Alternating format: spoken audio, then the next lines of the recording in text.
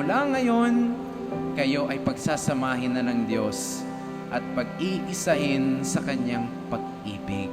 There is right timing in everything.